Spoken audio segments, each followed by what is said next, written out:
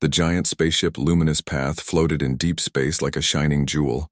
It was a royal vessel from the Eurelian Empire, carrying the most powerful being in the galaxy, Queen Aralthea. Inside the grand hall of the ship, leaders from many alien races gathered for a diplomatic feast. Tables sparkled with glowing dishes, drinks changed color with every sip, and soft alien music played in the background. Standing at the edge of the hall was Sergeant David Rourke, a human security officer. He wore plain black armor and watched everything carefully. Humans were new to the Galactic Council, and David was only there to represent Earth. Most of the aliens ignored him.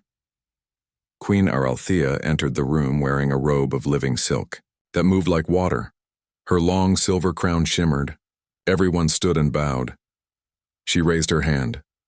"Please, let peace begin with food." The hall filled with laughter and clinking glasses.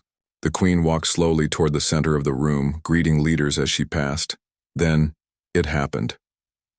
Suddenly, Queen Aralthea stopped. Her hand clutched her chest. Her eyes widened. She gasped. A second later, she collapsed to the floor. Silence hit the hall like a bomb. The music stopped. Cups dropped. Shouts filled the air. "Get the medics! Protect the queen!" Guards rushed in from all sides. Eurelian doctors appeared with glowing tools and machines. They surrounded the queen. David moved closer, but 2 alien guards blocked him. "Stay back, human," one said coldly. "I'm trained in emergency care," David replied. "Let me help." "She's not your kind," the guard said. "This is Eurelian science." David stepped away but didn't leave. He watched carefully. Something wasn't right. The queen was known to be incredibly healthy. Eurelians didn't get sick easily. They lived for hundreds of years and heart problems were rare. David had read the files. She shouldn't be collapsing, he whispered to himself. The doctors lifted the queen onto a floating stretcher and rushed her to the medical bay. The room buzzed with fear and confusion. David noticed something else. Chancellor Vrax, the queen's closest advisor, didn't seem shocked. He stood calmly near the wall, arms crossed, watching the scene like a bored spectator. His purple eyes didn't blink. Strange, David thought. Very strange. Later, inside the medical chamber, alarms rang. The queen's heartbeat was unstable. The Eurelian doctors tried different tools, but nothing worked.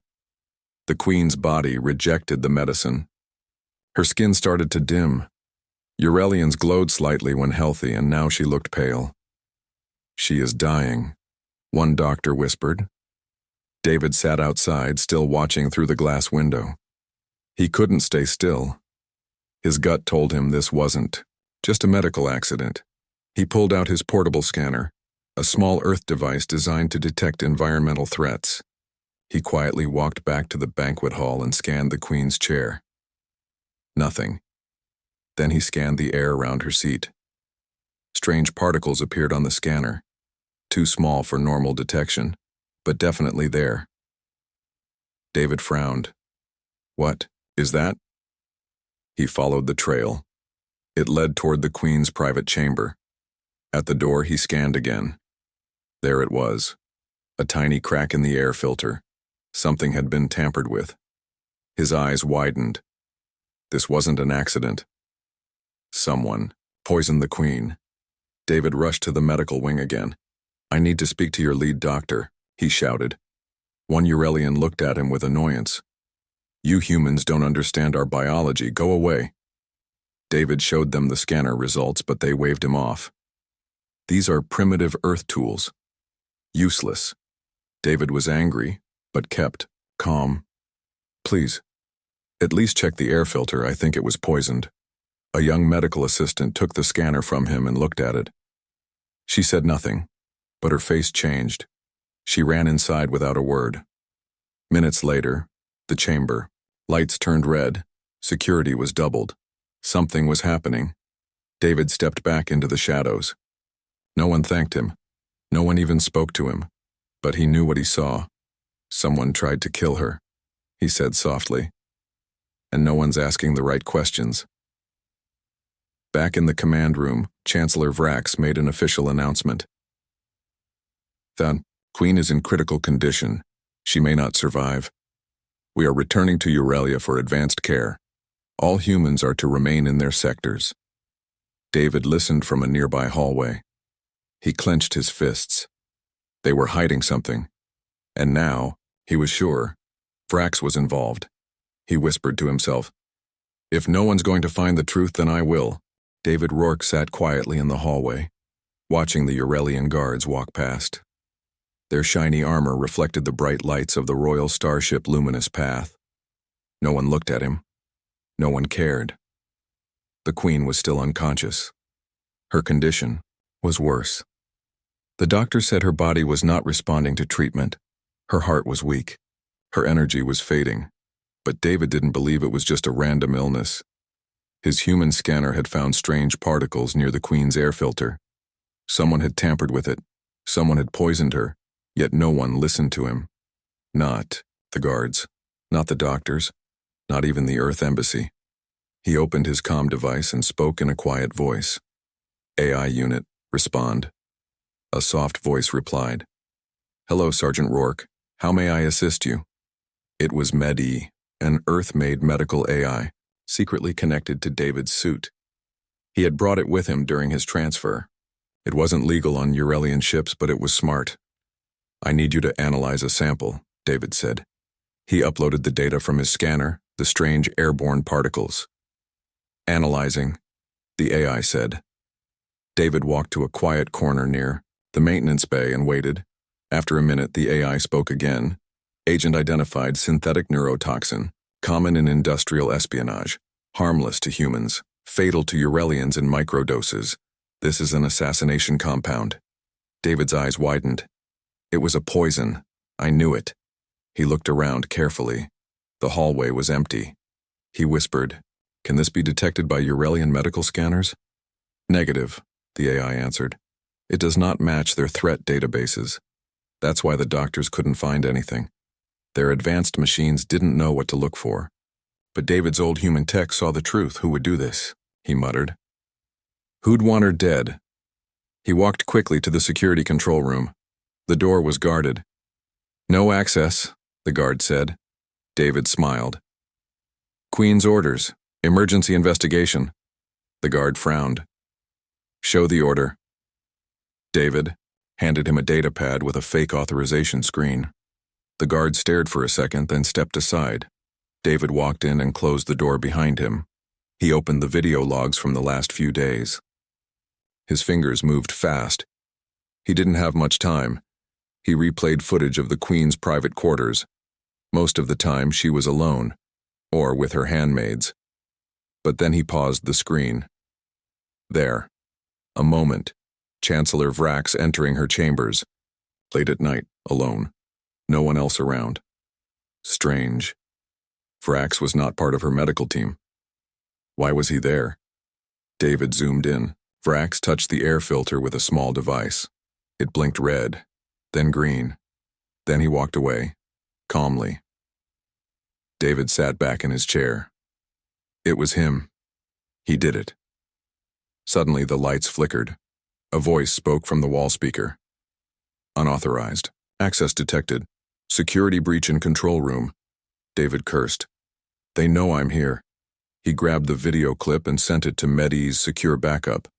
Then he erased his digital trail and slipped out the back emergency exit.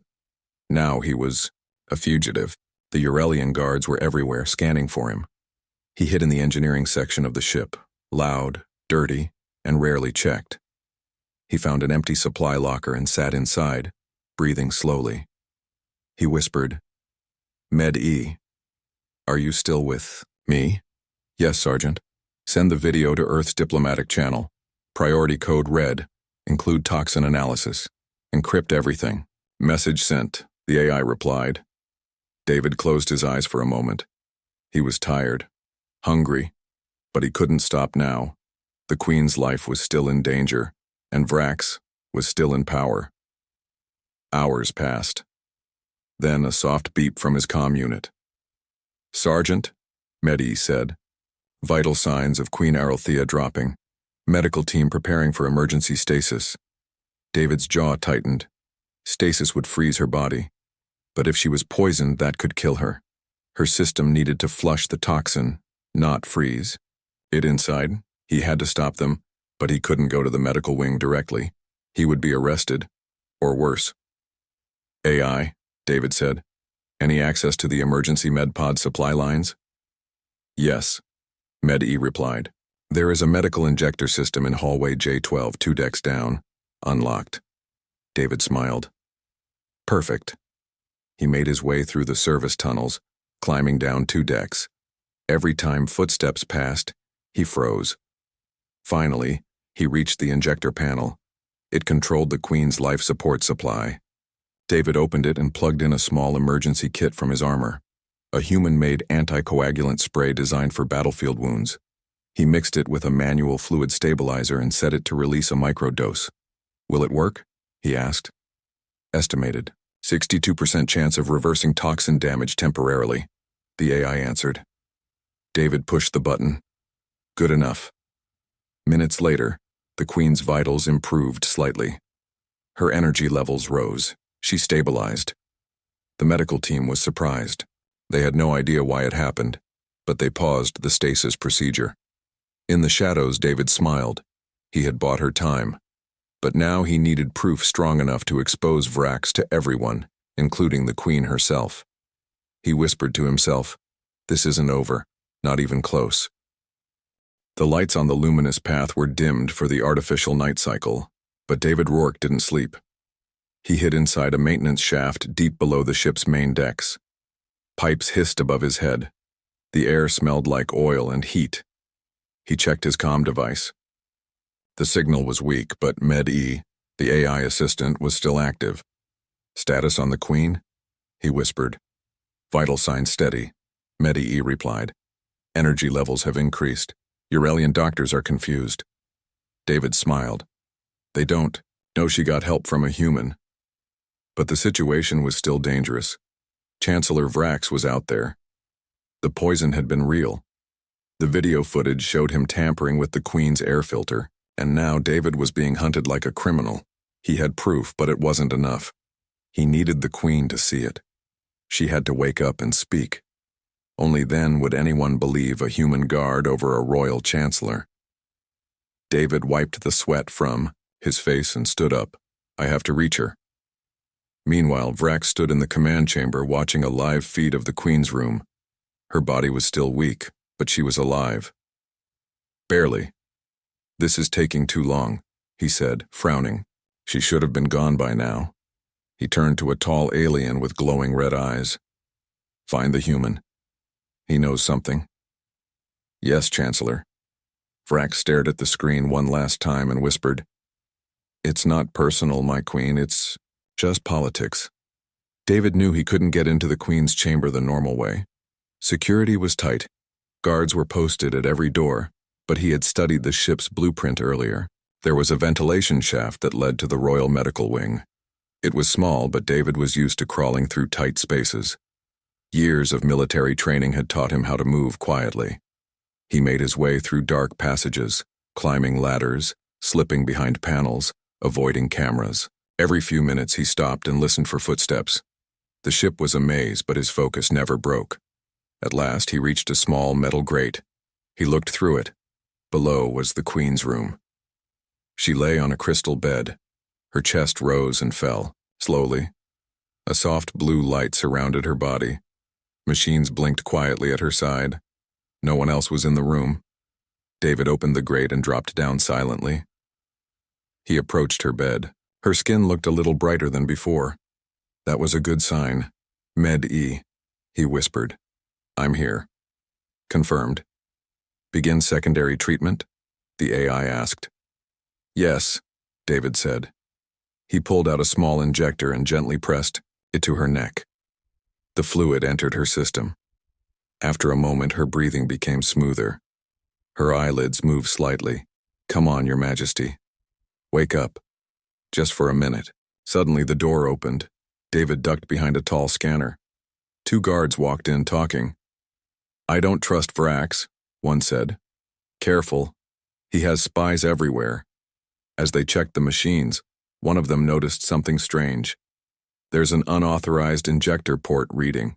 David held his breath. The second guard looked around. We're not alone. They drew their weapons. David rolled out from behind the machine, kicked the first guard in the leg, and dodged a stun blast from the second. He grabbed a fallen blaster, hit the emergency lights, and ran through the door as alarms rang out. Now the entire ship knew he was alive. "This is Sergeant David Rourke," he yelled into his communicator. "I have evidence of an assassination attempt on Queen Oralthea. Chancellor Vrax is behind it. I need backup." His message went out. Somewhere. He wasn't sure if anyone received it, but he had no time to wait. He ran through the corridors, turning corners, ducking fire. Drones flew after him. He shot one down, then jumped into a cargo elevator and hit the emergency descent. When he landed on the lower deck, he found himself in the council chambers, a massive room used for important meetings. It was empty, but not for long. Vrax stepped out from the shadows. "You've caused enough trouble, human," he said calmly. David aimed his blaster. "Stay where you are." "You have no proof," Vrax said. "No one will believe a low-born Earth soldier over me." "I sent everything to the Earth Embassy," David replied. "They'll broadcast it soon." Vrax smiled. "But they haven't yet." Suddenly 2 guards burst in behind David. He turned and fired, but they ducked. One blast hit his shoulder. He fell. Vrax walked toward him. "You were clever, I'll give you that. But you're still only human." David struggled to rise, clutching his arm.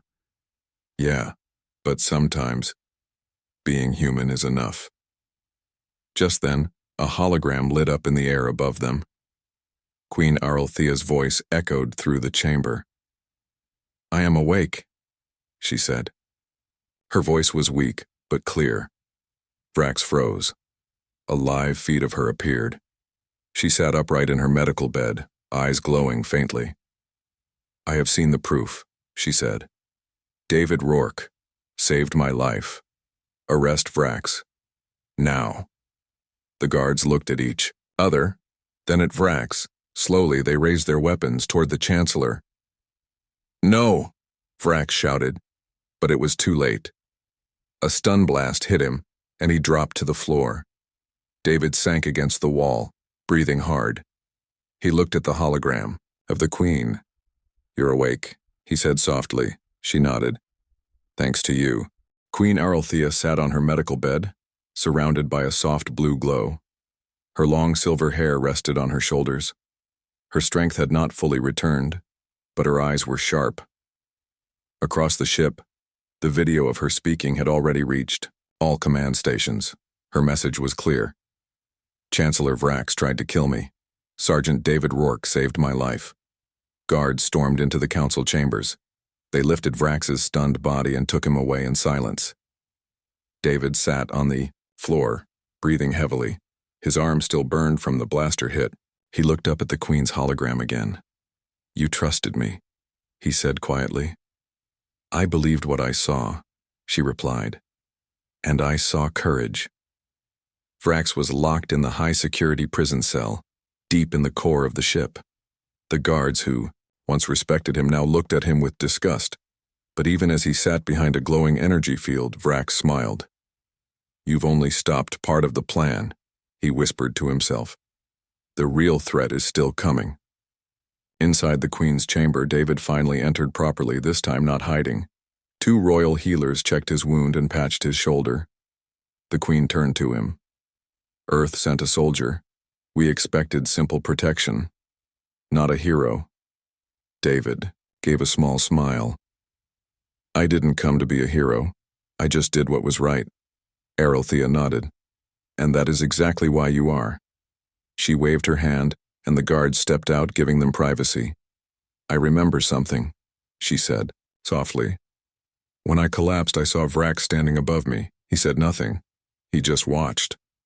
Then he left," David said, "right after poisoning your air filter." "I trained him myself," she said sadly. "He was like a son to me." David didn't speak.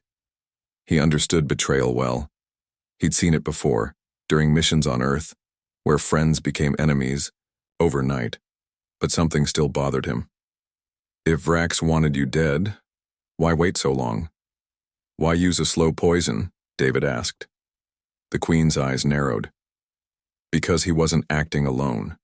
David asked for access to the ship's secure files. With the Queen's permission, he entered the mainframe room, where all ship data was stored. Med-E guided him. Search the Chancellor's communications, David ordered. The AI responded. Multiple encrypted messages found. Source, external. Relay station near the border of the Tarn Dominion. David frowned. The Tarn Dominion was a rival empire. For decades they had tried to weaken the Eurelian kingdom through secret wars and spies. He was talking to the enemy, David whispered. Even worse, the messages weren't just about the Queen. They were about ship blueprints, energy cores, defense systems. Med-E, David said urgently. Did he send ship codes? Confirmed. Launch codes and security protocols were transferred 6 days ago. David ran. He burst into the command chamber. Emergency, he shouted. Vrax leaked our systems to the Tarn Dominion. We're compromised. Admiral Korlek turned, shocked. That's impossible. David uploaded the files. The proof was clear. They could board the ship without resistance if they used those codes. Suddenly, alarms blared. Unidentified vessels approaching, the officer shouted. 3 Tarn warships. David stared at the screen. They're not waiting. They're already here. The ship entered battle mode. Lights turned red. Shields came online. But the enemy ships had already locked onto them. Missiles flew through space. The luminous path shook. Queen Aralthea stood in the center of the command room now, wearing her royal armor. She looked tired but determined. Divert power to rear shields, she ordered. Protect the engines. David stepped beside her. They're using our launch codes to override defense turrets, he said. The Queen turned to him. Then we need to change the codes. Can you do it? David hesitated. I'm not a tech expert. Sometimes instinct beats training, she said. David nodded and rushed to the engineering core. Inside the core, sparks flew. The enemy had already hacked several systems. David pulled open a panel and saw the core access unit. A glowing sphere of energy wrapped in wires.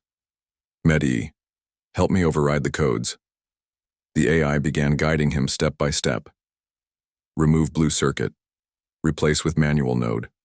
Input new alpha. Sequence. Earth-Rourke 1. David's fingers moved fast. Suddenly, the alarm stopped. All defense systems reset. The AI confirmed. Enemy access denied. Back on the bridge, the Queen smiled. Now we fight back. Turrets locked onto the enemy ships, lasers fired. 1 Tarn warship exploded. The others turned and began retreating. The Queen stood tall. This betrayal ends today. After the battle, the ship was quiet again. Many systems were damaged. Some were injured. But the Queen was alive. And so was the truth. David walked to her chambers. You were right, she said. There was more than one enemy. You were right to believe in me, David replied. She smiled. I want to make you my royal protector, she said. Stay on this ship, stay at my side. David hesitated. He looked out the window where stars blinked in the distance. I'll stay, he said finally. But only if I can speak freely. The Queen laughed softly. I expect nothing less. Meanwhile, deep in the prison cell, Vrax sat in silence. But someone approached his cell. A hooded figure. You failed, the stranger said coldly. Vrax looked up. Did I? He's on the ship now. Closer to her than ever. The stranger paused, then smiled. Perhaps the next move will come from inside. The luminous path floated in deep space, its hull still showing signs of the recent attack. Crews worked around the clock to repair damage. Fighters patrolled the ship's outer zones. Inside, a strange quiet had returned, like the calm after a storm. David Rourke stood outside the Queen's chamber, now officially wearing a silver badge on his uniform, Royal Protector. He had earned it with sweat, pain, and truth. But something still didn't feel right. Too easy, he thought. The Tarn. Ships had retreated too fast, like they were only testing us. And then there was Vrax, still smiling from his prison cell. David trusted the Queen, but he didn't trust the silence. Inside her chamber, Queen Aralthea held a council meeting. Holograms of generals and ministers filled the room. They praised her return, her survival, and David's courage. One voice stood out, General Karel, the Queen's top military advisor. "We must strike the Tarn Dominion now," Karel said. "They expose themselves. We have every right to return fire." "I do not want war," the Queen replied. "Not yet." David stood beside her, watching the general carefully. Karel's tone was sharp. His fists were clenched. Why is he so eager for blood? David wondered. After the meeting, David asked Med-E for access to General Karel's past reports. Hours later, Med-E found something. Hidden communications, the AI said. General Karel received encrypted data from a source inside. Tarn space before the Queen's poisoning? David's chest tightened. Was he working with Vrax? Unknown, but timing matches. David rushed to the Queen's private garden, her only place of peace. She stood near a glowing tree, eyes closed. "My Queen," he said, "I have bad news." She turned slowly. "Not again." David explained everything. "General Karel is not who he seems. I think he helped Vrax. Maybe he planned to take power if Vrax failed." Aralthea sighed deeply. "Karel has been loyal for decades. He saved my life once." David looked into her eyes. "So did I. But you still questioned me." She smiled softly. "Point taken." But just then explosions rocked the ship. A bright red alarm flashed. "Alert," Med-E said. "Internal sabotage. Deck 7, reactor wing." David's heart jumped. He grabbed his weapon. That's where our new defense systems were installed. The Queen called for security. "David, go!" Deck 7 was filled with smoke and fire. Emergency drones floated through the air, spraying foam. David moved fast, dodging falling pipes and sparks. In the distance, he saw 3 figures placing charges near the energy conduits. "Freeze," he shouted. One turned. It was General Karel. He wasn't even hiding anymore. "You should have stayed a guard, Rourke," Karel growled. "Now you'll die a fool." Karel fired. David rolled and returned fire. The other traitors scattered. One ran, but David hit him in the leg. "Ship security. Deck 7 now," David called into his comm. Karel threw a grenade and escaped through the smoke. David chased him into a narrow hallway. Wires sparked overhead. Lights flickered. They fought hand-to-hand, blows, elbows, kicks. Karel was strong, taller, trained. But David had something more. He was fighting for the Queen. With a final punch, David knocked Karel into the wall. He fell, unconscious. Security guards arrived seconds later. "Take him to high security," David ordered. "Same level as Vrax." Later, the Queen visited the cell where both Vrax and Karel were now imprisoned. "You betrayed your Queen," she said coldly. Karel smirked. "You're too weak to rule. You care too much for humans." Vrax laughed behind him. "And that weakness will end your kingdom." Aralthea turned to leave. "The future is not in fear or blood. It is in loyalty." Outside, David stood. Silently, she turned to him. "You were right again." David nodded. "I just followed the truth." The next day, the Queen called an assembly on the grand deck. Thousands of officers, citizens, and visitors gathered. Holograms of the event were broadcast across the kingdom. Queen Aralthea stepped forward. "I speak today not as a ruler, but as a survivor," she began. "I was poisoned by those I trusted, saved by one I barely knew." She looked at David, a human soldier, a stranger, who became my shield. The crowd murmured, then cheered. She raised a hand. "Let this be a new beginning. Earth and Eurelia will not be allies by contract, but by choice." She turned to David. "Step forward." He did. Kneeling, he waited. The Queen took a silver medallion and placed it over his chest. Sir David Rourke of Earth, Protector of the Crown, Guardian of Peace. The crowd roared. That night stars shone brighter than usual. The ship sailed quietly. Music played in the halls. Laughter returned. David stood on the balcony, looking out at space. The Queen joined him. "You could leave now," she said. "Return, home. Be a hero on Earth." He smiled. "I think I already found a new home here." She smiled back. "Then I am glad." They stood in silence, side by side, as the stars danced ahead.